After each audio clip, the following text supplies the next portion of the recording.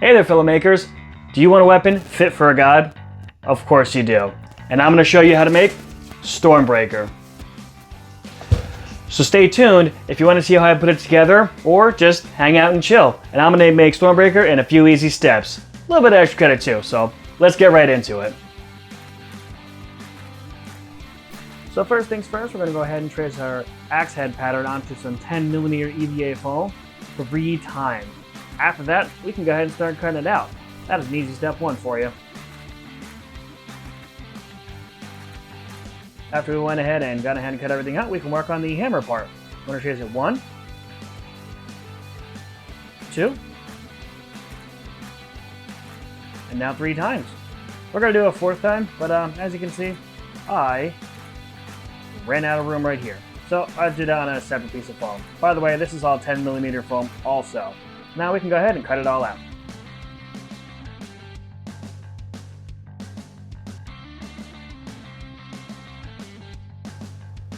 Now for the back of the hammer, we're going to take a square, cut that out of some 10mm EVA foam, and we're going to take that square, place it on top of another piece of 10mm EVA foam so that can be nice and thick, and we're going to go ahead and combine those 2 pieces together.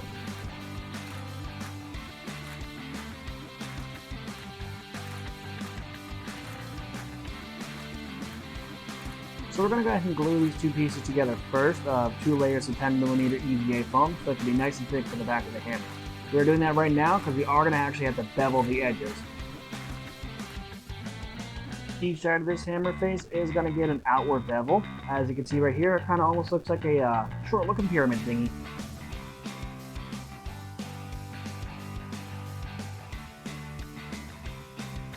So 2 sides of the hammer face is going to have a deep groove in it. In order to do that, we're going to cut these lines I made at an inward angle so we can get that nice deep groove in there. So what we're going to do now with the contact cement is apply it to the 2 beveled edges. After that, we're going to go ahead and flip it over, stick it down to another piece of 10mm EVA foam.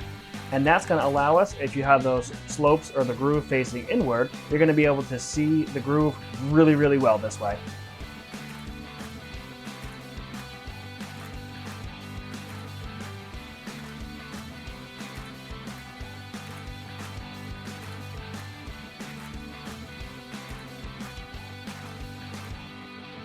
So now we can stick all 4 sides to the hammerhead.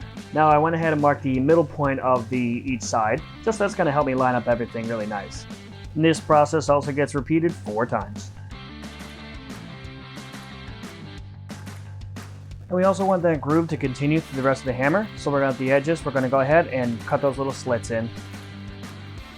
Now the corners were a little tricky to figure out. As soon as I did, after several attempts, I chased that pattern and duplicated it 4 times, and I got all my nice mitered edges. Now let's also continue that deep groove right through the backside, and after that we can go ahead and start cutting off the edges of the back of the hammer. So now with the axe head, we're going to label where the handle is going to go. But there's 2 ways we can go about this. Alright, so before we go any further, let's talk handles.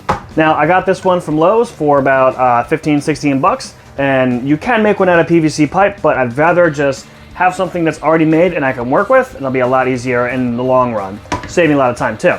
Now you could do one of 2 things. Now we can go ahead and use some floral tape. I got this right at Michael's, a couple bucks, and then you can literally, since this has an adhesive back to it, wrap the whole thing in the tape. Now it's going to take a minute. However you can work it. If you wrap the whole thing, it's going to end up looking like that, which is going to be a great fit for it. Or what I'm going to do is a little bit of detail work. This right here is going to be some bark texture. I'm going to go ahead and use my wood burner and engrave into the handle itself. And then after that, I'm going to take the whole thing and just paint it brown. So maybe a little bit of black in there to give the some color and a little bit of highlights and everything. So let's go take care of that first before we go any further.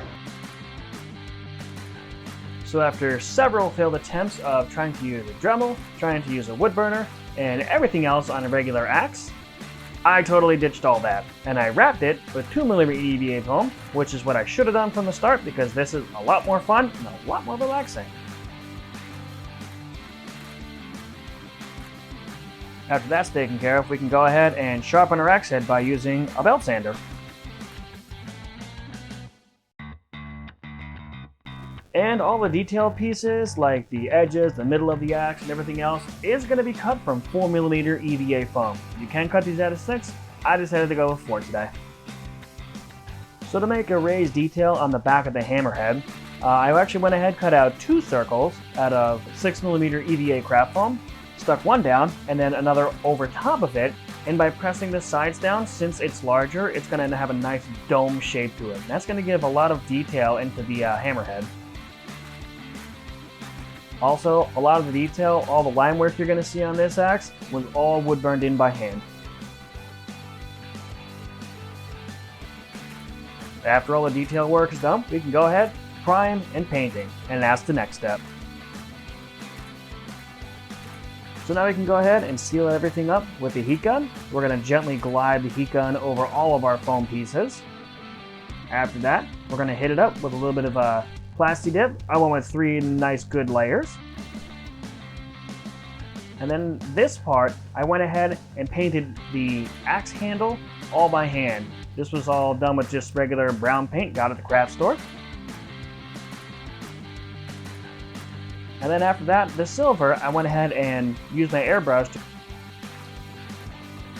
all the gray detail pieces. I went ahead and just hand painted too. The very middle of the axe is just a darker gray. I used the regular gray I had and darkened it with some black paint. The vines, which are actually one of my favorite parts of this prop.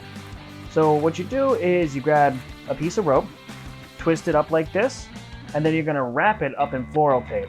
Now it does get a little bit of a little tedious and time consuming, but trust me, the end result is totally worth it.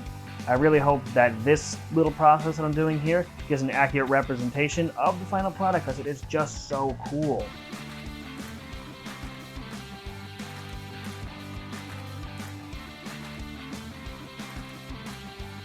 And this is what your vines ultimately are going to end up to look like. Trust me, it's so cool. Now we're going to go ahead and glue everything all together now.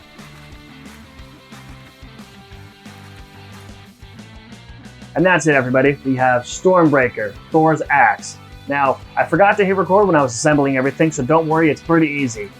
Contact cement, this is all hot glue. That's a whole step for you.